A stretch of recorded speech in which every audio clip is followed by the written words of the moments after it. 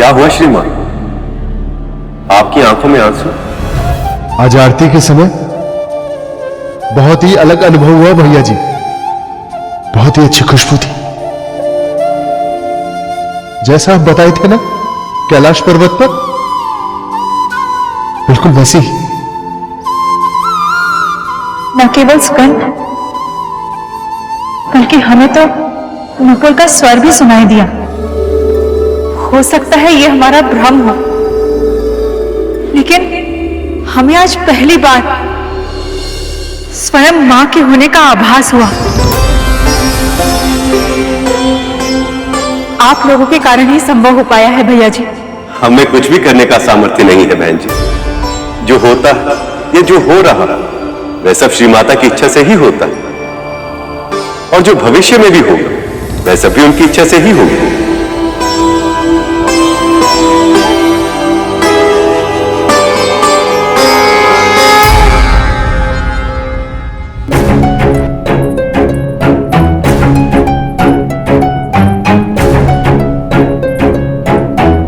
बहुत हुआ भैया, अब आप उन तीनों से छुट्टी पाइए। ऐसा क्यों कहिए जीजी? वो तो बड़े भले प्राणी। उनकी धर्म पत्नी हमें चिढ़ा रही है और आप अपनी दीदी का अपमान होते हुए देखते रहे। कुछ कहा भी नहीं, उन्हें रोका भी नहीं। शांत हो जाइए दीदी, इस तरह से बिना बात के बखेड़ा खड़ा करना उचित नहीं ना है। हम अभी अभी पूजा से लौटे हैं, क्लेश करना सही नहीं है। वाह, देख रहे हैं भैया, जिन अतिथियों को अपने अपने घर में पनाह दी है उन्हीं के लिए हमारी भौजाई हमें आपकी दीदी को कड़वी बातें सुना रही है। बस यही देखना शेष था। 2-4 दिन में वो लोग इतने सगे हो गए कि आपने हमें ही पराया कर दिया। ऐसा नहीं है दीदी। ये मत भूलिए कि आपका पुत्र नहीं है जो आपका हाल चाल पूछेगा। जो है बस हम ही हैं। हम ही हैं जो आपके सुख दुख में साथ रहेंगे। पुत्र तो आपका अग्नि देने भी नहीं आएगा। कीजिए दीदी।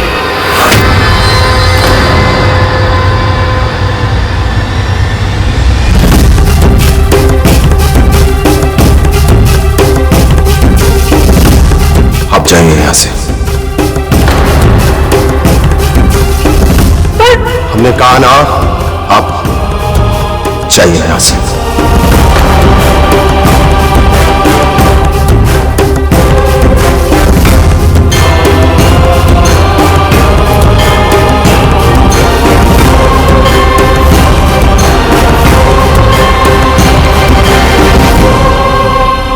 आपको जब तक यहां रहना है आप आनंद से रहिए दीदी, परंतु आपसे हाथ जोड़कर हमारी विनती कि हमारे पुत्र के बारे में कोई बात मत कीजिए।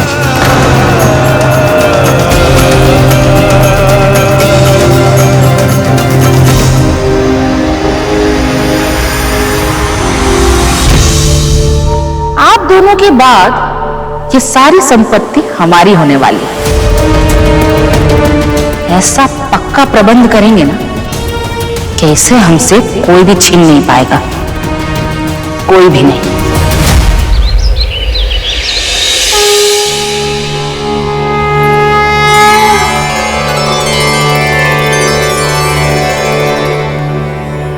जय मां भगवती।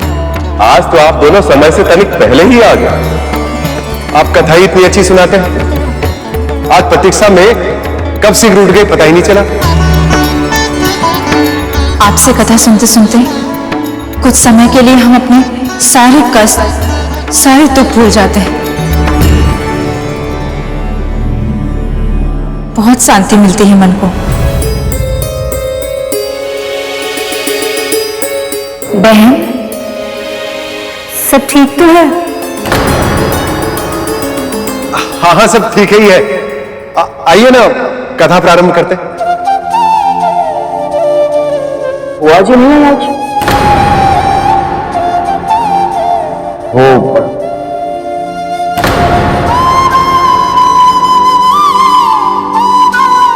कथा का समय बीतता जा रहा है। उन्हें आना होगा तो आ जाएंगे। हम आराम करते हैं, है ना? जी।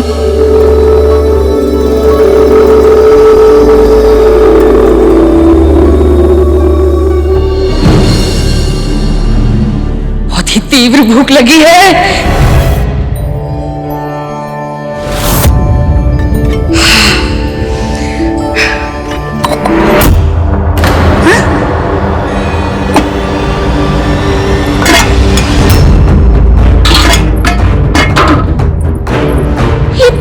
ये सारे पात्र रिक्त पड़े हुए हैं। हमें लगा था कि ये दोनों पूर्ण अतिथियों के यहाँ सिर्फ कथा सुनने जाते हैं, पर अब लग रहा है कि इन्होंने व्रत भी करना आरंभ कर दिया है। तभी तो न चूल्हे में अग्नि है, न पात्रों में भोजन। पर अब हम क्या करें? हम तो यहाँ आए इसलिए थे कि अपने घर का कार्य ना करना पड़े। अब लगता है कि भोजन भी स्वयं ही बनाना पड़ेगा। तब तक जल्द से काम चला लेते हैं।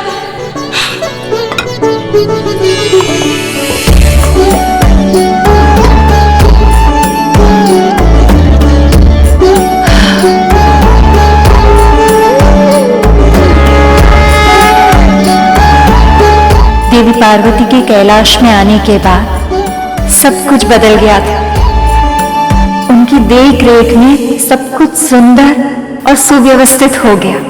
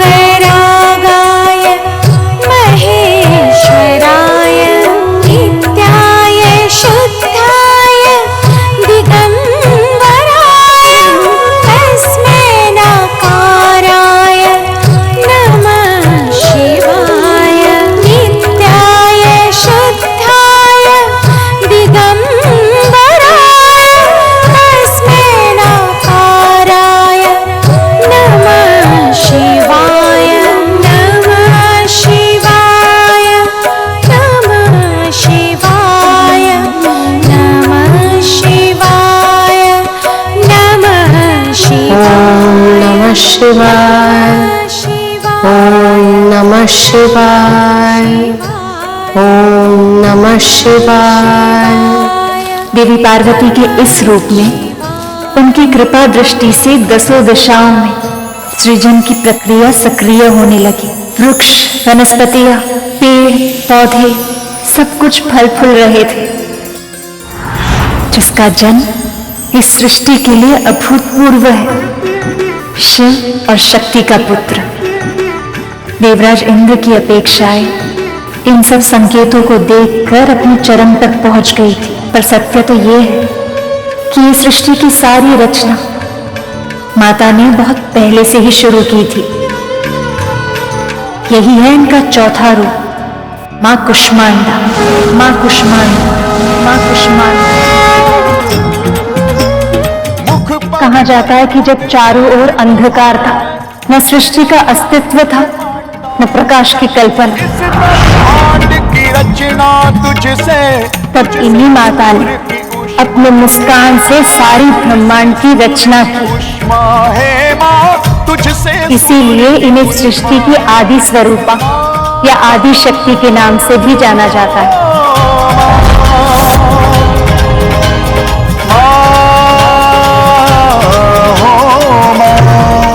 मां कुष्मांडा का निवास सूर्य के स्तोत्र में होता है।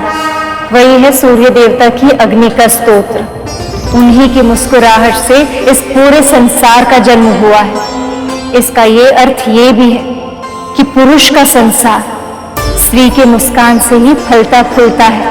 पर जिस घर में स्त्री दुखी हो, सुख और शांति का वास वहां संभव नहीं। इसलिए स्त्री की इच्छा को प्राथमिकता बनाना हम पुरुषों का दायित्व। आप बहुत बुरी माँ है। मैंने आपसे बुरी माँ आज तक नहीं देखी है। अरे आने दीजिए। पुत्र तो आपका अग्नि देने भी नहीं आएगा। लीजिए दीदी। अब जाइए यहां से। हमने कहा ना, आप जाइए यहां से। भगवान, अनेक बार क्रोध किए हैं हम आप। न जाने कितनी बार आपको हमारी आवश्यकता थी, न जाने कितनी बार आपका साथ भी नहीं दिया। बस कीजिए, कभी कभी तो हमें अचरज होता था कि आप पुरुष कब समझ पाएंगे हम स्त्री को, कब जानेंगे कि क्या छिपा है हमारे मन में।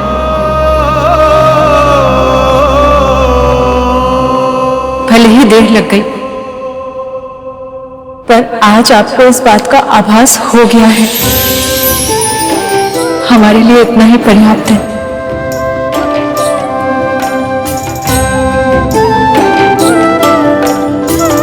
चलिए हम सब मिलकर मां कुष्मांडा की आरती करते हैं।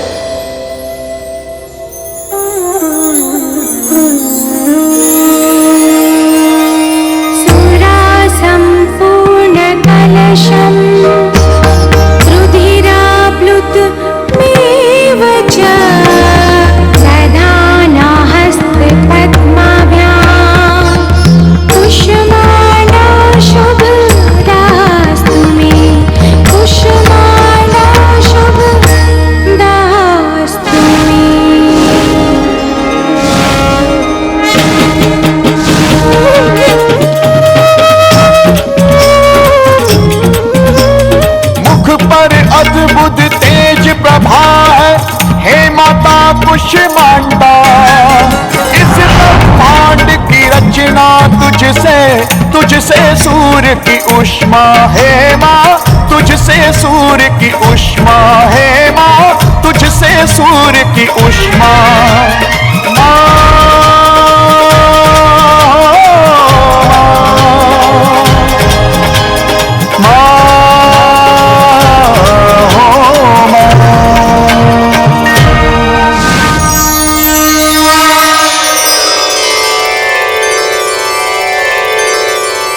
मैं आपकी भक्ति से प्रसन्न हूँ। आप सदैव रोग और शोक से मुक्त रहेंगे, यही मेरा वरदान है।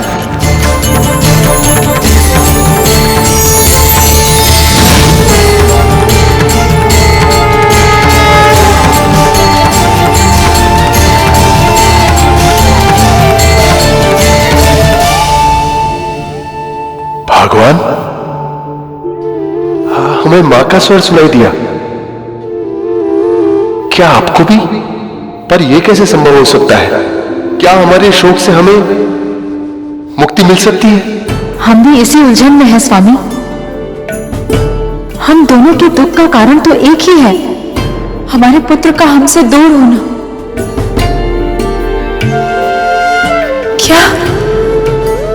क्या सच में हमारा दुख दूर हो सकता है स्वामी?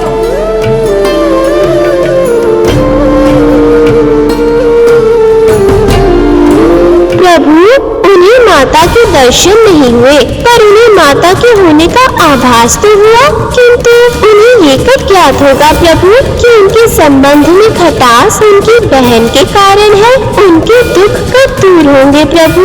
मूषक जी, उनका दुख दूर करने हेतु ही मामा श्री ने कथावाचन के लिए उनका निवास स्थान चुना, और जैसे जैसे उन्हें माता के भिन्न भिन्न दिव्य स्वरूप के बारे में ज्ञात होगा, वैसे वैसे उन्हें अपनी पीड़ा और समस्या का समाधान भी मिलता जाएगा। अब देखना ये है कि उन्हें अपनी समस्या के जड़ का भान कब होगा। नवरात्रि के 5वें दिन हम देवी के स्कंद माता की रूप की कथा सुनेंगे। स्कंद का अर्थ होता है कुमार कार्तिकेय। प्रभु गणेश के भाई कार्तिक जी। हाँ सुपर, हम इस कथा में देवी पार्वती के उस स्वरूप को देखेंगे जब उन्होंने पूर्णता का आभास किया, जब वो मां बनी। कीजिए कीजिए कीजिए कीजिए, जितने व्रत और पूजा कर सकते हैं कीजिए। व्रत और तप करने से पुत्र तो लौट कर नहीं आएगा, किंतु आपके भीतर का अपराध बोध जरूर कम हो जाएगा। मां होकर भी पुत्र की रक्षा नहीं कर पाई ना आप इतने कड़वे वचन क्यों कहती है बुआ जी? ऐसा है बुआ के भतीजे जी कि हमने जो कहा अपनी भौजाई को कहा और अपने भाई के सामने कहा, तो आपने बीच में कुछ क्यों कहा? आप होते कौन हैं? क्या अधिकार बनता है आपका? आपके व्यक्तिगत विषय में हस्तक्षेप करने का अधिकार हम में से किसी को नहीं, पर मनुष्यता तो यही कहती है कि दुख में साथ दिया जाए, ताने नहीं। सेवक तो सेवक, अब स्वामी जी भी ज्ञान देने लगे। आपकी ये मीठी मीठी बातों में ना मेरे भाई भौजाई जरूर फंस सकते हैं, किंतु मैं चतुर, मैं आपकी बातों में नहीं आने वाली। सुपर, ये व्रत का समय है, किसी के भड़काने पर क्रोधित होकर अपने व्रत को नहीं छोड़ना चाहिए।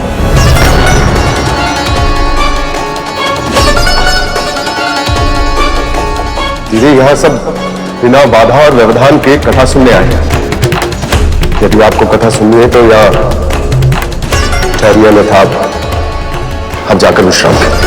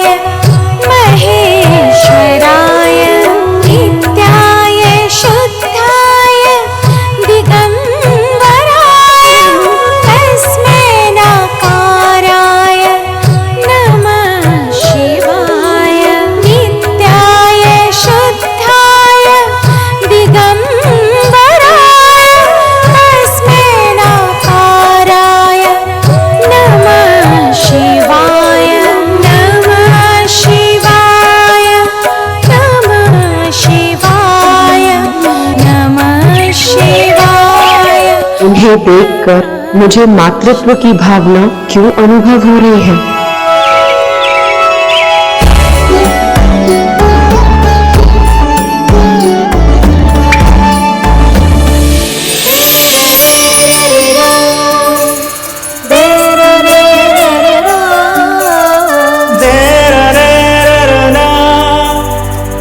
मुझे लगा था कि आपको पाने के बाद मेरे मन में कुछ और पाने की कामना जन्म नहीं लेगी, पर आज मुझे आभास हो रहा है कि मेरे हृदय की गहराई में एक और इच्छा छिपकर बैठी है।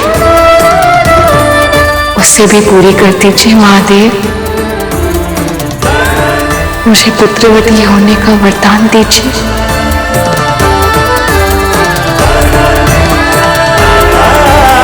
तथास्तु।